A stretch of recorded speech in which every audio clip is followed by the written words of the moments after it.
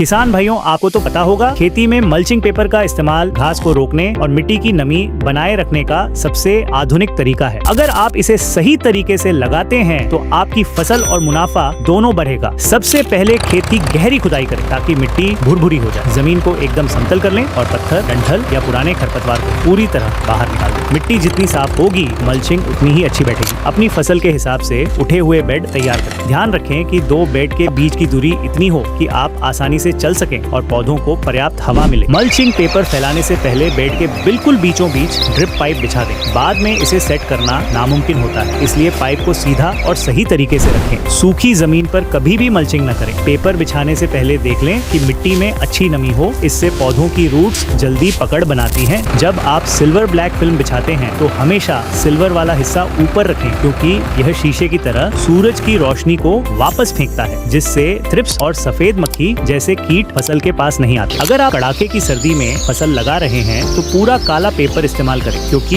यह मिट्टी को गर्म रखकर पौधों को तेजी से बढ़ाता है। वहीं अगर आप भयंकर गर्मी में खेती कर रहे हैं तो सफेद काला पेपर सबसे अच्छा है, क्योंकि यह जमीन को सबसे ज्यादा ठंडा रखता है। सही रंग का चुनाव करें और फसल को कीटों और मौसम की मार से बचाएं। पेपर बिछाने के बाद उसके दोनों किनारों पर अच्छी तरह मिट्टी चढ़ा दें। इसे मजबूती से दबाना जरूरी है ताकि तेज हवा में फिल्म उखड़ न जाए। उसके बाद 2 दिन मल्चिंग बेड को ऐसे ही रहने दें। तीसरे दिन फसल की दूरी के हिसाब से पेपर में साफ और गोल छेद करें। छेद करने के लिए आप गर्म पाइप या कट्टर का इस्तेमाल कर सकते हैं ताकि फिल्म फटे नहीं। अब छेद के बीच में छोटे पौधे लगाएं। ध्यान रहे कि रूट्स मिट्टी से पूरी तरह ढक जाएं और पौधे को कोई नुकसान ना हो। काम खत्म नहीं हुआ। समय समय पर खेत का चक्कर लगाते रहें। चेक करें कि कहीं से पेपर फट तो नहीं रहा या ड्रिप लाइन में कोई रुकावट तो नहीं है। जब फसल कट जाए तो पुराने मल्चिंग पेपर को खेत से हटा दें। इसे खेत में न छोड़े, बल्कि इसे इकट्ठा करके सुरक्षित तरीके से ठिकाने लगाएं ताकि अगली फसल के लिए जमीन तैयार रहे। अगर आपको यह जानकारी अच्छी लगी तो इस वीडियो को दूसरे किसान साथियों के साथ शेयर जरूर करें और खेती की ऐसी ही पक्की और जानकारी के लिए चैनल को सब्सक्राइब करना न भूलें।